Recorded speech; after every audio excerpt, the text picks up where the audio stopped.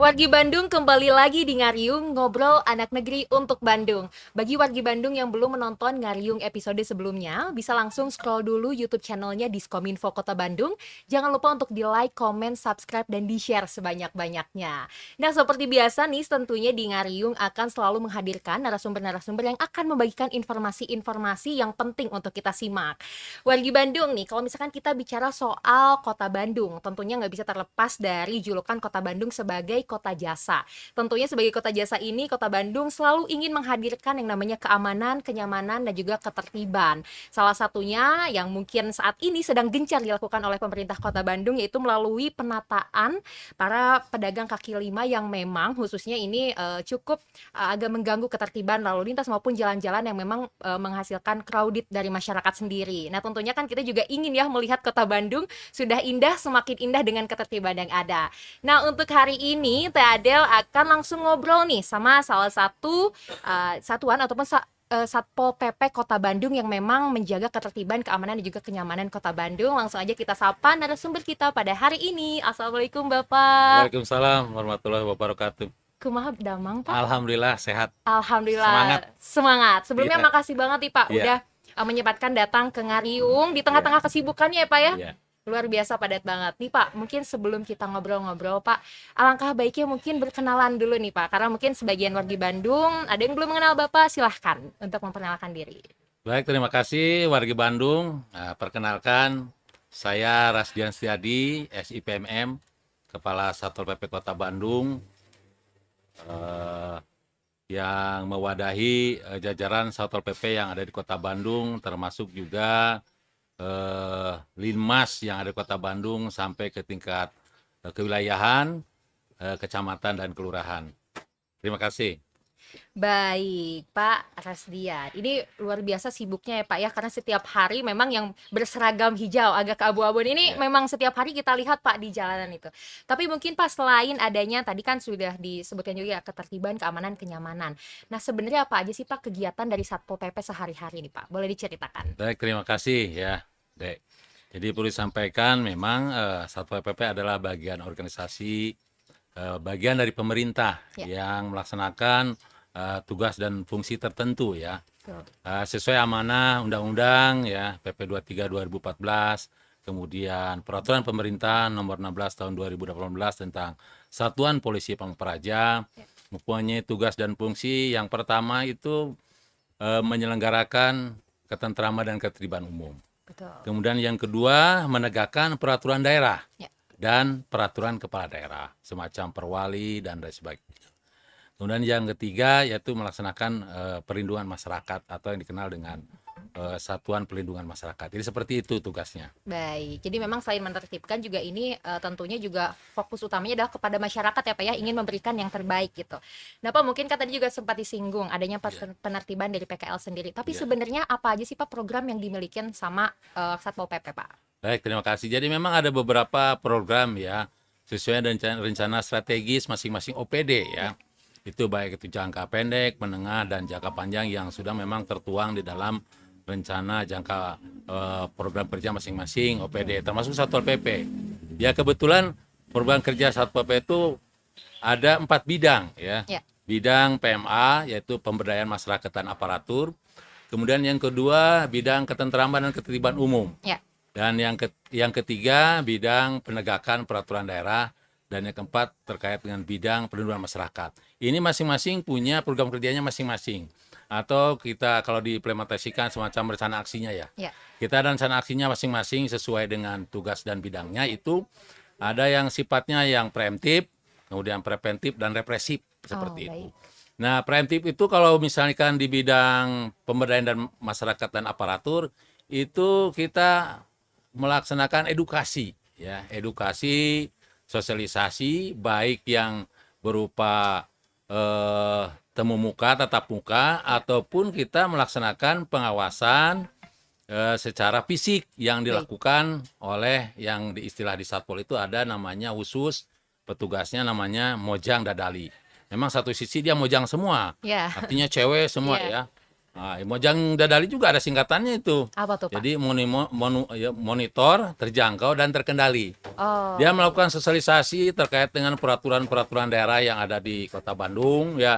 Misalkan contoh tentang Perda nomor 4 2021 tentang kawasan tidak boleh merokok. ya, Nah, dia itu sampaikan edukasi bahwa misal kawasan ini seperti alun-alun adalah kawasan yang tidak boleh merokok. baik. Dan edukasi-edukasi lain yang terkait dengan peraturan daerah Kota Bandung. Begitu juga sama dengan bidang ketentraman tertib umum. Ya, Kalau bidang ketentraman tertib umum, program kerja di lapangannya itu ada kegiatan penertiban dan eh, non justisi ya istilahnya non baik. justisi yaitu Ya, yaitu penertiban itu sama hampir sama dengan eh, preventif yaitu melaksanakan himbauan. baik. Kan di Bandung kan sudah ada Perda nomor 4 2014 tentang kawasan penataan dan pembinaan PKL. Sudah ada zona-zonanya, Betul. misalkan ada zona merah, zona kuning, zona hijau. Nah, itulah salah satu tugas bidang Tibun juga memberikan penyuluhan.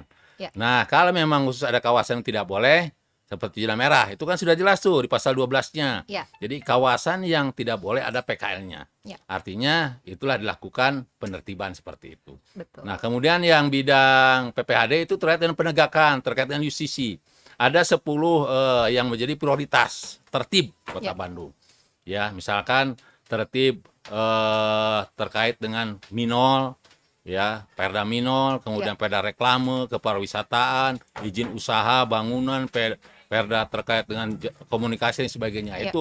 Itu implementasinya dia melaksanakan kegiatan justisi dia. Baik. Ya, temukan adanya pengaduan dari masyarakat, setelah cek ke lapangan, ya, misalnya ke pariwisataan, yang mungkin sekarang lagi berlaku masih ada situasi PPKM misalnya, Betul. yang sudah melewati badan waktunya harusnya sampai jam 10 malam misalkan, terus sampai jam 12 sudah buka ada laporan pengaduan, nah kita tindak lanjuti. Ada yang sifatnya kita tindak lanjuti mulai persidangan, ada juga yang diberikan sanksi administrasi. Baik. Dan yang terakhir adalah Linmas. Nah, bidang Linmas itu terkait dengan peningkatan kapasitas Linmas yang ada di Kota Bandung maupun kewilayahan. Jadi tingkat kecamatan sampai dengan tingkat kelurahan seperti itu ya program kerjanya. Dan masing-masing itu sudah ada semacam targetnya. Baik. Nah, misalkan bidang Tibum dia reklame harus ada target misalnya 40 yang harus ditertibkan. Ya seperti itu sudah ada targetnya seperti itu. Betul. Ya. Nah Pak, mungkin Bapak ini kalau boleh tahu nih Pak, Bapak Ya. udah di Satpol PP ini sudah berapa tahun nih Pak? Saya dari Satpol PP itu mulai 12 Juli 2019. 2019. Berarti kurang lebih udah 3 tahun ya. Betul. Dari Nah, kalau dari September itu. bertugas 2019 nih Pak Ya. sampai dengan 2022, apa saja sih Pak hambatan yang dirasakan? Karena kan memang apalagi apa ketika kita melakukan penertiban ada aja mungkin penolakan-penolakan. Ya. Nah, mungkin apa aja sih Pak hambatan yang dirasakan? Ya ada hambatannya memang ya, tidak ini istilahnya. Ada beberapa hambatan yang misalkan pemahaman masyarakat ya. Ya. Contoh aja misalkan di PKL, padahal memang di dalam perda itu sudah diatur kawasan-kawasannya. Nah, tetapi masih ada saja ya PKL itu yang misalkan dia berjualan di kawasan zona merah. Ya, kawasan zona merah. Ketidaktahuan misalkan masyarakat, itu salah satu hambatannya itu. Ya. Nah, oleh karena itu mungkin upayanya itu jadi kolaborasi masing-masing bidang. Ya. Sehingga hambatan itu diupayakan bisa menjadi peluang untuk memberikan kesadaran kepada masyarakat. Artinya himbauan-himbauan seperti Betul. itu. Masalah PKL, kemudian masalah izin-izin bangunan dan sebagainya. Ya salah satu hambatannya seperti itu. Itu baru dari misalkan kawasan PKL tuh ya, Ya. zona PKL misalnya seperti itu hambatan. Baik. Nah, jadi memang apa yang dilakukan sama Satpol PP ataupun upaya-upaya Ya. dari pemerintah juga membutuhkan dukungan dari masyarakat ya, Pak ya? Partisipasi masyarakat. Betul. Nah Pak, ada juga nih kan karena 3 tahun ini bukan waktu yang sebentar ya Pak ya. Terus juga bersinggungan ataupun bersentuhan langsung sama masyarakat itu memang sudah jadi makanan Ya. sehari-hari ya Ya. Pak istilahnya. Ada nggak sih Pak cerita yang berkesan gitu sampai dengan hari ini membekas di hati Bapak? Apakah ada cerita lucu atau berkesan dengan masyarakat Pak? Silahkan. Ya, memang ada sih ya. Kalau kita urut-urut itu sebetulnya banyak ya, Ya. berkesan. Misalkan kita pada saat melaksanakan penertiban ya, kita penjangkauan kepada operasi misalnya operasi Ya. justisi ada saya tuh. Melaksanakan operasi justisi. Nah, kebetulan kawasannya memang di Kota Bandung. Ya. Nah, besok kita akan sidang, kan biasanya sehari sebelumnya kita melaksanakan operasi penyisiran, justisi misalkan kita operasi prostitusi. Ya. Nah, pada saat di lapangan ya kebetulan yang terjaring itu memang sebetulnya ya bukan saatnya lagi dia untuk melaksanakan kegiatan seperti itu. Iya, Jadi kan ada yang sudah umurnya sudah lanjut usia sudah gitu kan. Jadi lansia, ya, wah tapi mau tidak mau karena ini operasi, betul. nah kita mintai keterangan bahkan usianya itu lebih dari 60 tahun tuh. Wah, Jadi itu sangat bagi saya itu kadang saya itu pada saat persidangannya itu dia jadi kasihan gitu ya, iya, kenapa kok masih bisa ada seperti itu. Akhirnya kita ya sesuai kesepakatan. iya, Jadi hanya memang sebetulnya itu urusan hakim mau berapa saja denda. iya, Tapi memang melihat kondisi itu mungkin hakim juga jadi gimana ya. iya. Akhirnya kita cukup denda ya, denda minimal lah diberikan seperti itu. Salah satu kesannya seperti itu. Wah, mungkin itu salah satu yang memang tidak bisa dilupakan ya, Iya Pak ya. itu. Karena Kadang saya dis juga berpikir ini kok masih ada gitu ya, tapi memang betul. kenyataannya seperti itu. Betul, betul, betul. Nah, Nah, Pak, selama tadi kan ada juga ya, apa ya, hal-hal berkesan, tadi juga ada hambatan-hambatan. Mungkin bisa diceritakan juga nih kepada wargi Bandung sekalian. Emang apa sih, Pak, suka dan duka menjadi Satpol PP? Apalagi sekarang Bapak menjadi Kepala Satpol PP Kota ya. Bandung gitu. Suka dan duka ya. Kalau saya memang lebih banyak sukanya sih, Wah, karena memang saya basicnya kan dari prajurit ya, ya. Saya dari TNI Angkatan Darat. Jadi memang kalau di Satpol itu bagaimana memimpin anak buah yang cukup banyak ini ya, ya. Satpol PP Kota Bandung itu kurang lebih ada 728 orang. ya, Ya kalau di pasukan itu satu batalion lah itu. ya, Jadi hierarkisnya hampir sama seperti itu. Nah, situ saya banyak sukanya. ya. Dukanya juga ada. Ya kalau sukanya memang lebih banyak lah, 90% lah saya sukanya itu. Wah, luar Dukanya biasa.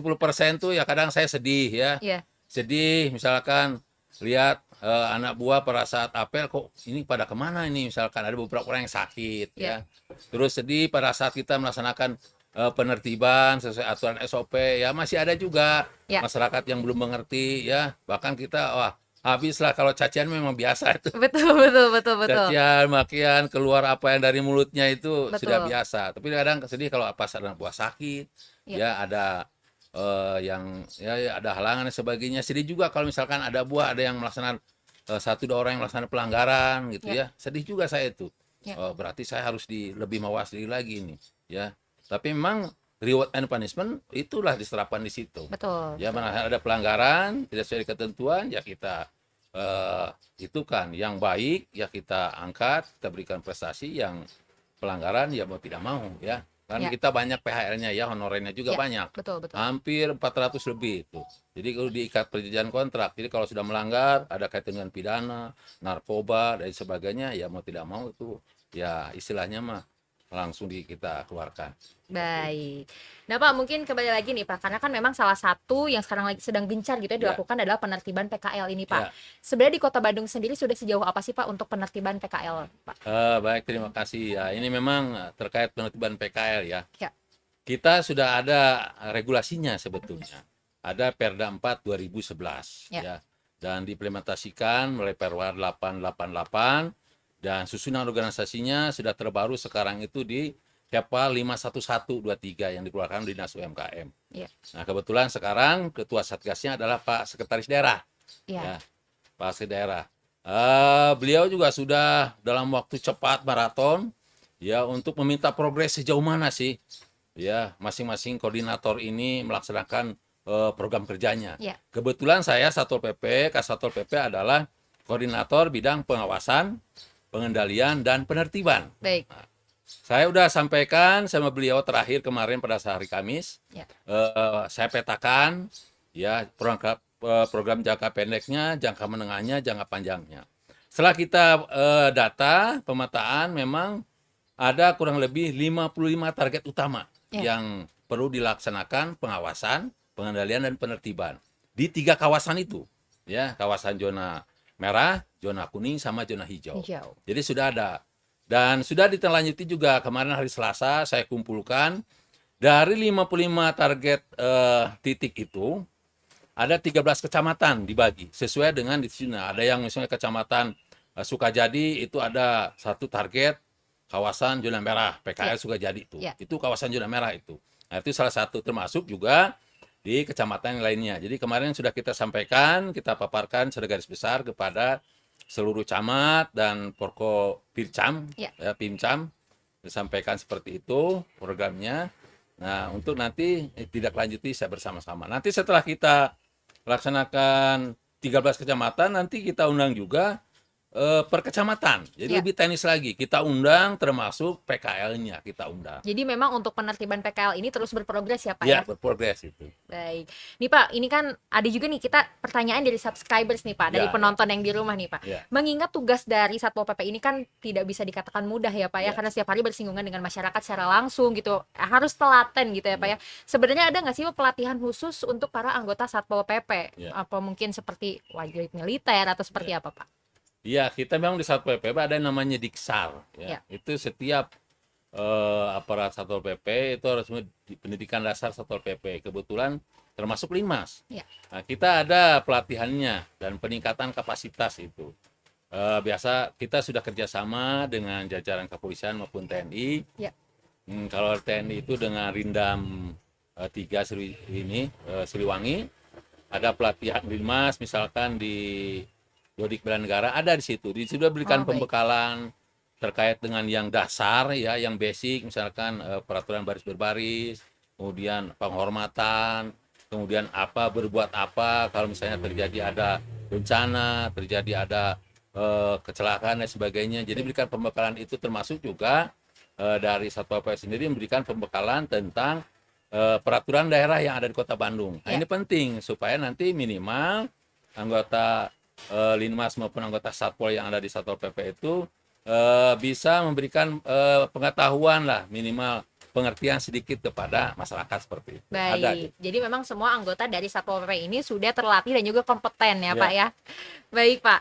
Nah Pak, mungkin ini kan juga sebentar lagi nih Pak, kita akan sama-sama menyambut Hari Jadi Kota Bandung yang Ya. ke-212. Apakah ada persiapan khusus Pak dari Satpol PP? Karena biasanya ini kan akan ada kemeriahan-kemeriahan gitu Pak. Boleh silahkan. Ya memang seperti yang sudah dirapatkan minggu kemarin ya, Ya. sudah ada agendanya. Baik. Ya, sudah ada agendanya. Termasuk saya pribadi ya. Ya. Saya pribadi ditunjuk menjadi komandan upacaranya Baik. ya pada saat tanggal 25. Nah, jadi kalau kita background planning ke belakang dari tanggal 25 sampai ke tanggal belasan ini memang sudah ada agendanya. Baik. Ya. Baik agenda yang ada di Balai Kota, tempat-tempat lain ya. Nah, kita sudah petakan Baik. untuk membantu jalannya kegiatan itu berjalan dengan lancar, aman dan lain sebagainya. Misalkan di alun-alun ada kegiatan bebersih, ya kita juga bantu. Di samping Ya. juga mengamankan, kita juga bantu bersih-bersih. Betul. Ya, termasuk mungkin ziarah kan, Ya. kita pengamanan juga di sana. Ya. Ziarah ke makam-makam leluhur ya, Betul. mantan-mantan Wali Kota Bandung seperti itu. Jadi sudah ada diagendakan dan sudah kita petakan berapa kekuatan personil yang dilibatkan dalam rangkaian kegiatan hari ulang tahun Kota Bandung. Baik. Nih Pak, ini juga ada lagi satu pertanyaan dari subscriber kita nih Pak, terkait dengan penertiban reklame. Ya. Karena tentunya juga reklame-reklame ini menjadi salah satu tanggung jawab juga ya untuk menjaga ketertiban itu seperti apa nih Pak? Ataupun juga nantinya ada himbauan bagi para pebisnis reklame nih Ya, Pak? oke, terima kasih. Nah, ini terkait dengan reklame, karena Ya. itu menjadi prioritas ya Satpol PP dalam menegakkan peraturan daerah. Nah, kita memang perketahui bahwa reklame itu kan dibagi beberapa zona kawasan. Baik. Ada zona khusus memang zona yang tidak boleh ada reklamenya. Ada di kawasan khusus, kawasan tematik ya. Ada 4 kawasan itu. Salah satunya kawasan khusus. Ya. Nah, sementara ini Satpol PP itu sekarang sedang gencar-gencarnya melaksanakan kegiatan penertiban reklame di kawasan khusus ya. Berdasarkan Perda 2017 tentang Ya. penyelenggaraan reklame. Jadi melaksanakan kegiatan penertiban kawasan khusus dan ini sudah berjalan.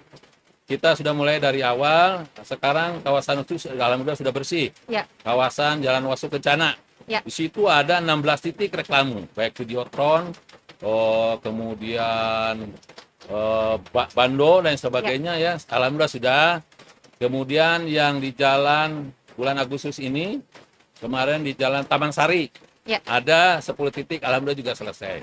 Dan yang terakhir di kawasan Jalan Aceh. Itu bagian-bagian kawasan khusus yang menjadi prioritas Satpol PP dalam menegakkan aturan. Ya. Di samping juga, kita juga tetap kalau seandainya nanti ada pengaduan masyarakat, ya misalkan di Jalan A, ini tidak berizin.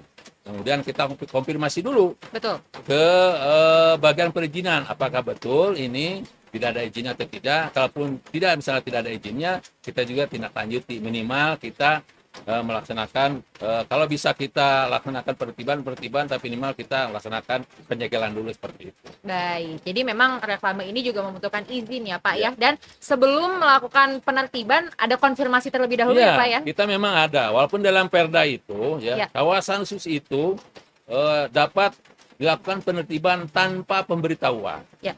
Tapi kita karena mungkin penempatan reklame sebelum Perda itu dikeluarkan, jadi Baik. kita memberikan pemberitahuan, memberikan jangka waktu, toleransi. Bahkan seperti yang di Taman Siswa juga dari 10 itu kurang lebih 5 dia istilahnya tertibkan sendiri. Oh baik. 5 tertibkan sendiri oleh yang pengusaha reklamenya. Baik. Nih Pak, mungkin juga ada pertanyaan terakhir kali ya Pak ya. Untuk pertanyaannya sendiri, apa Pak kalau edukasi ke masyarakat tentang program dari Satpol PP itu sebenarnya ada nggak sih Pak? Contohnya apa? Dan tidak hanya penertiban saja, apakah ada cara pendekatannya seperti apa untuk ke masyarakat? Ya, memang seperti moto Satpol PP ya, Ya, profesional, tegas, humanis, dan religius. betul. Nah, salah satunya yang menjadi itu di humanis. Ya. Karena kadang sering anggapan masyarakat bahwa Satpol PP tahunya bisanya menertibkan, menggusur, Ya. membongkar dan sebagainya. Makanya untuk itu ada keterikatan dengan humanisnya. Oleh karena itu kita juga ada edukasi kepada masyarakat Baik. melalui Mojang Dadal itu. Ya. Ya, monitor terjangkau dan terkendali. Jadi melakukan edukasi melalui mojang-mojang perempuan cewek itu disampaikan secara humanis. Kemudian juga kita ada Satpol PP pariwisata ya 10 orang untuk membantu siapa tahu ada masyarakat di luar Kota Bandung yang butuhkan informasi. Dan kita juga ada edukasi lebih dini lagi itu di Satpol PP Cilik. Ada kita Oh, ada, masuk Pak. ke TK-TK. Wow, Berikan luar biasa. pemahaman ke TK-TK itu ya. Ya. TK, PAUD dan sebagainya seperti itu. Jadi ada programnya Baik. seperti itu. Jika terkesan Satpol PP itu Garang taunya gitu ya, Pak ya. garang, ya. Taunya main gusur, main bongkar, main penertiban, padahal tidak seperti itu. Baik. Nah, mungkin Pak ini sekaligus menjadi penutup ya Pak ya. Ya. Mungkin ada pesan ataupun himbauan Bapak bagi masyarakat Kota Bandung dalam menjaga ketertiban Pak. Silahkan. Baik, terima kasih. Jadi warga Kota Bandung ya, saya juga minta partisipasinya dari masyarakat Kota Bandung untuk selalu menjaga ketentraman, ketertiban umum yang ada di wilayah Kota Bandung. Saya yakin dengan bantuan Bapak Ibu semua, masyarakat Kota Bandung, ya insya Allah Kota Bandung akan semakin kondusif, ya aman, dan juga mudah-mudahan bisa memberikan misalkan investasi dan sebagainya dari Kota Bandung menjadi lebih baik lagi dari segi perekonomian dan sebagainya. Tapi intinya saya ingin mengajak masyarakat Kota Bandung untuk sama-sama berpartisipasi di dalam menjaga ketentraman dan ketertiban umum di Kota Bandung. Baik. Nah, mungkin itu Pak, terima kasih banyak Ya, untuk sama-sama. penjelasannya. Selamat bertugas kembali Ya. begitu Pak. Nah, wargi Bandung itu tadi penjelasan dari Bapak Kepala Satpol PP Kota Bandung. Jadi kalau misalkan memang kita ingin memiliki kenyamanan, keamanan, dan ketertiban bersama, tentunya ini juga Kota Bandung kan milik kita bersama, kita juga harus menjaganya bersama-sama. Mungkin sekian Ngariung episode kali ini. Buat wargi Bandung, sekali lagi buat yang belum nonton Ngariung episode sebelumnya, bisa langsung scroll dulu di playlist Ngariung di Diskominfo Kota Bandung. Jangan lupa untuk di like, comment, subscribe, dan di share sebanyak-banyaknya. Tak ada pamit undur diri, sampai jumpa di Ngariung episode selanjutnya.